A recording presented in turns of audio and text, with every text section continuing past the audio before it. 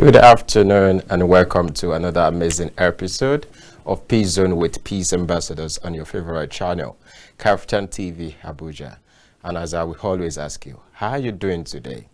I hope you're peaceful with yourself, others, and the environment. Hope you are ensuring justice, security, and development in your space. And on Peace Zone today, we'll be looking at Sudan conflict situation and its implication on peace and security of Africa.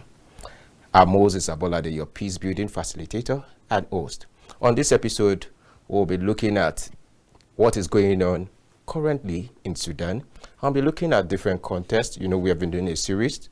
Last week, we did something around the northern Nigeria.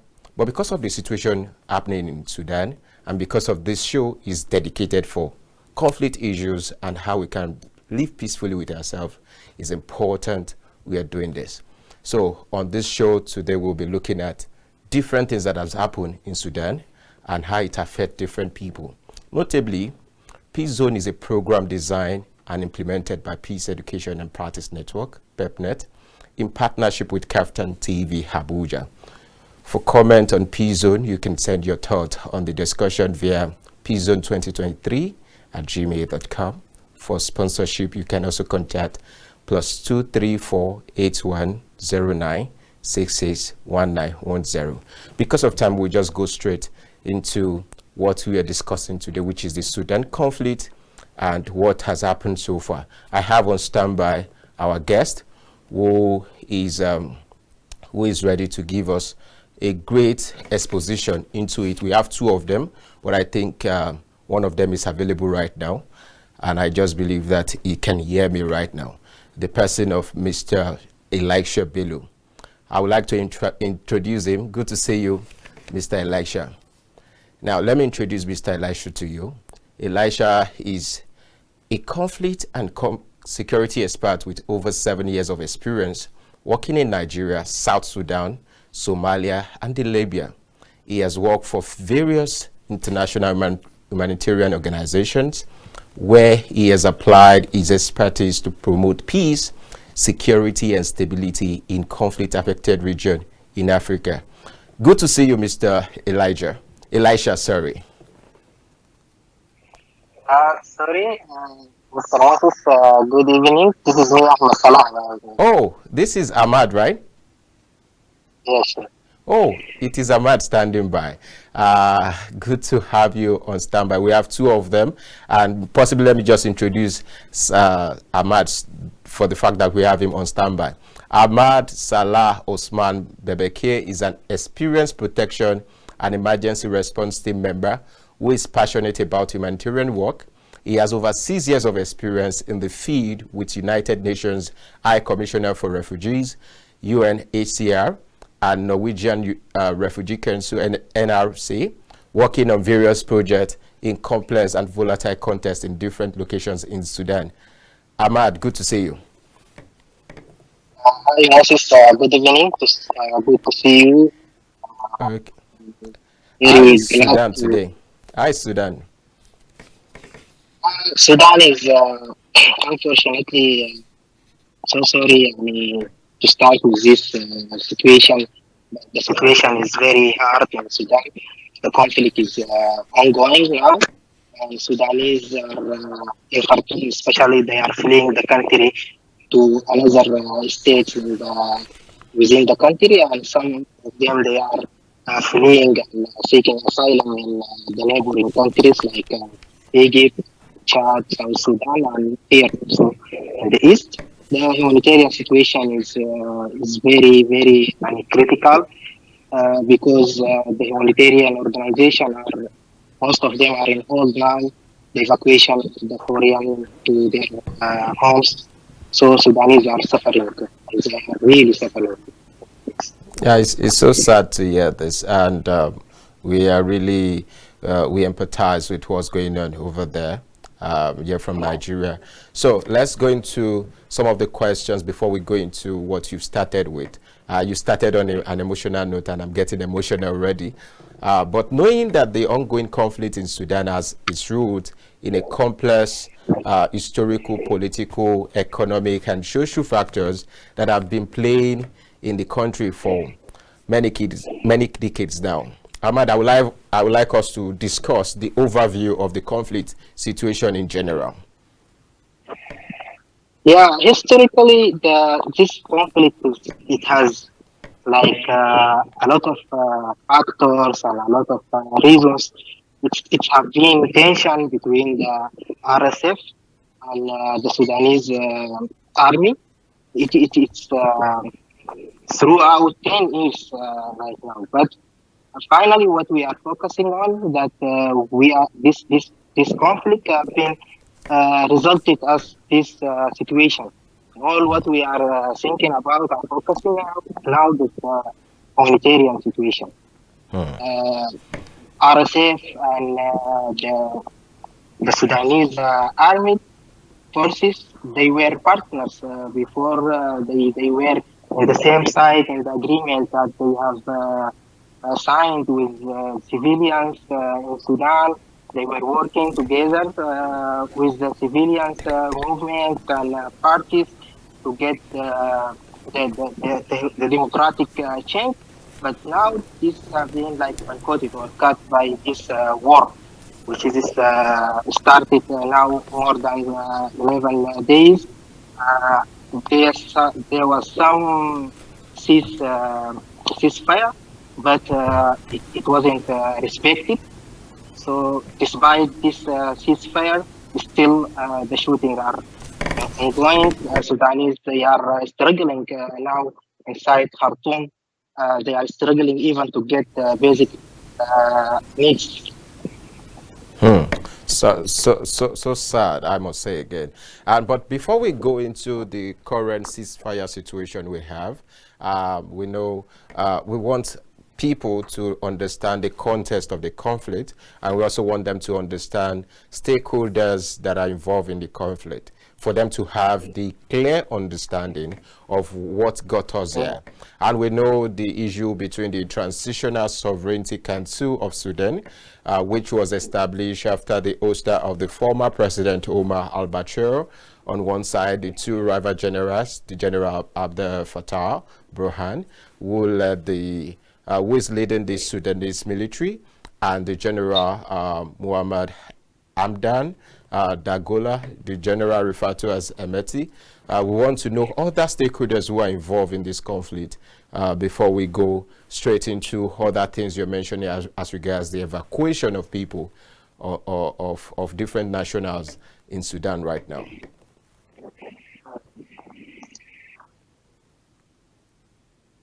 Okay.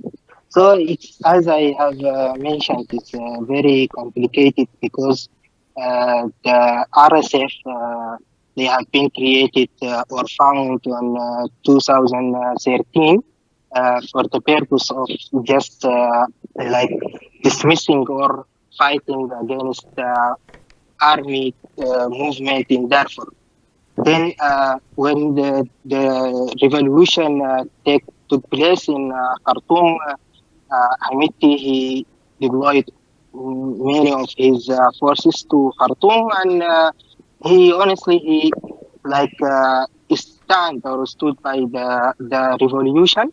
He supported the revolution, and after Umar al-Bashir, the former minister, have called down the Hamiti, the leader of the RSF, he was in partnership with Al Burhan, and they were working together in the same site.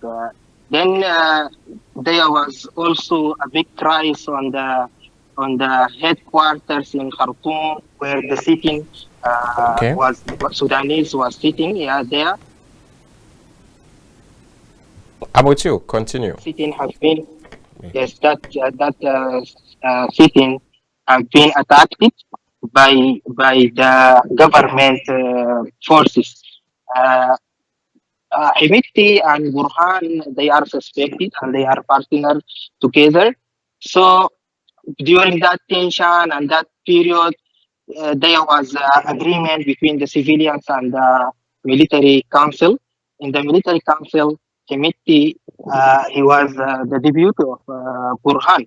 So recently, like 2 weeks ago, we saw some some leaders from the Egyptian army. They were in Marawi in northern Sudan. In the airport, they had a joint exercise with Sudanese army. Hemeti, like he deployed his forces to Marawi because he afraid there is something behind, and Sudanese army have declared that Hemeti should withdraw from that location unless or otherwise there will be military conflict, and this is what it's led to ongoing conflict now. Uh, right now, both of the sides, the conflict sides, they are insist to not sit down for the negotiations, despite of all the initiatives and the or what the countries that surround Sudan, also the African countries, US also. There are some. Last one is IGAD initiative, but still we didn't hear any like response from RSF regarding the initiative of the IGAD. Sudanese army, they have declared that they are initially agreed. Then the Ministry of Foreign Affairs lately, they recently they declared and they said that we are not going to sit in any negotiation. Ahmad, can you hear me? Yeah, so we will Yes, just I'm go on a hearing you. Do short you? break right now because of time. I know we have a lot of things to say, but Yeah. it's indeed tragic what we're seeing in Sudan right now. And this is a call to remind everyone that conflict prevention is better than the sacrifices paid for conflict emergence. Kindly stay tuned as we go on a short break. Thank you.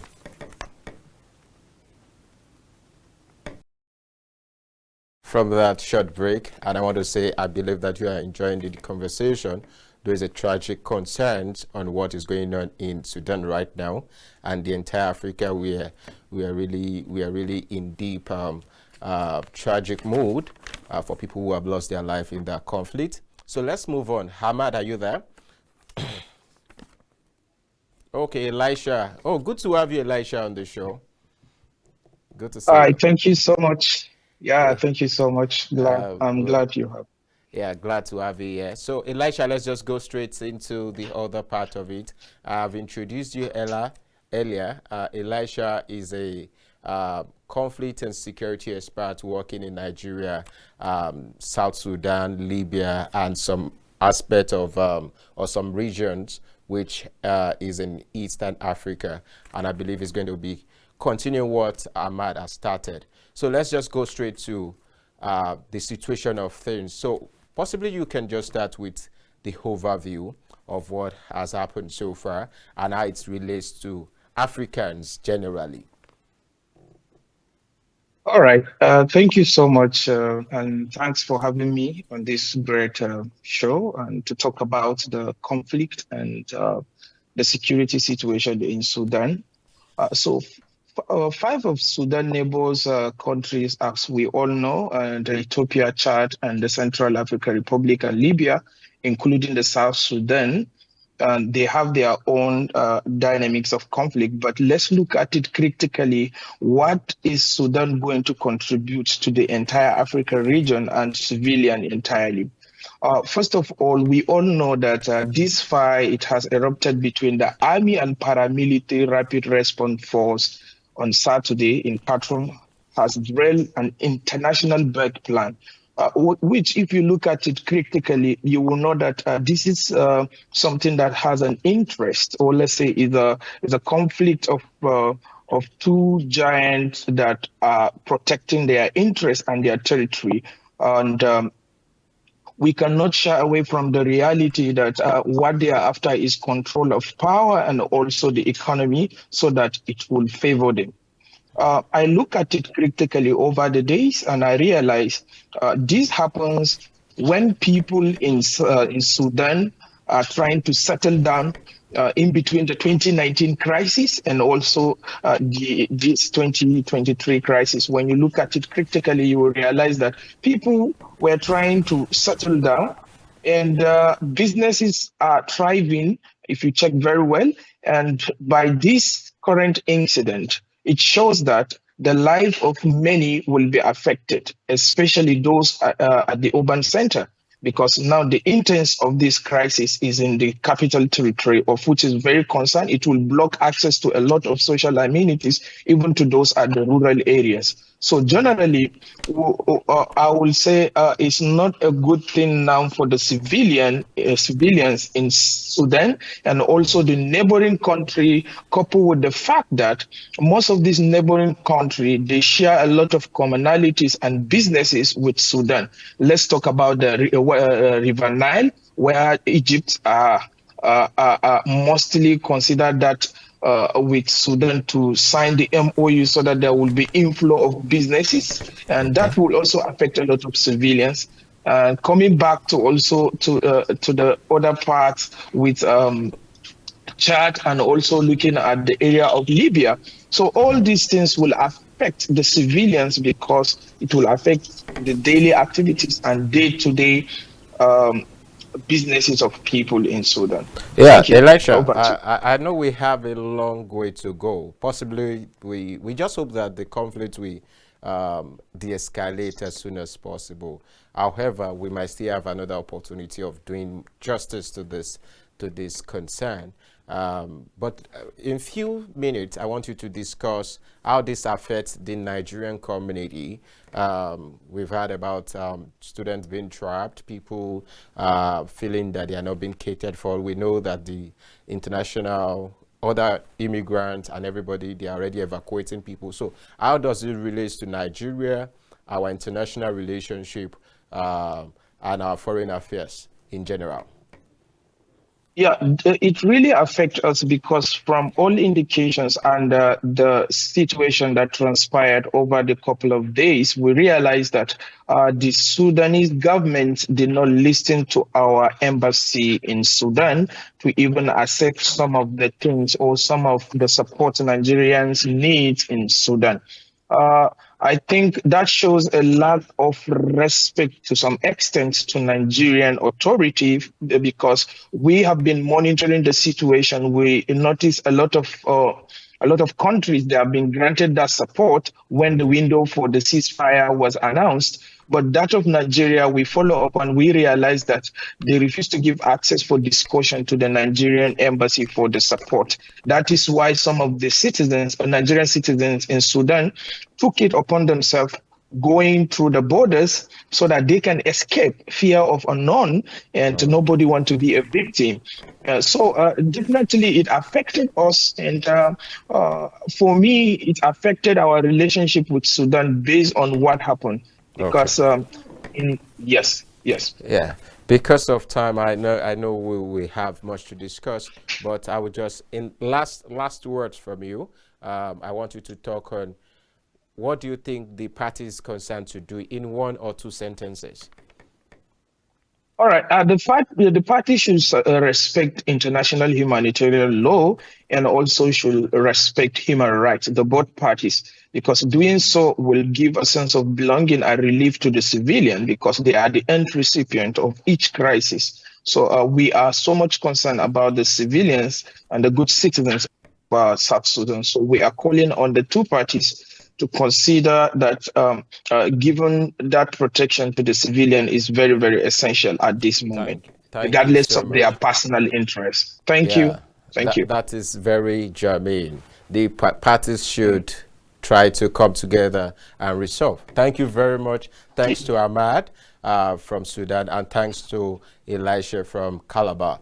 You are so appreciated for coming on the show, and I want to say a big thank you to the management crew that has made this happen, that of KAFTAN and that of PepNet that has made this a success. I really want to appreciate everybody that put their hands together to make this work. And I want to say again, please, it is high time we spend time, resources and effort in peace building.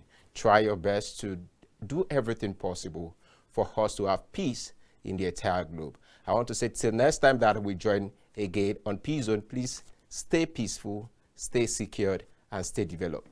Thank you. Bye for now.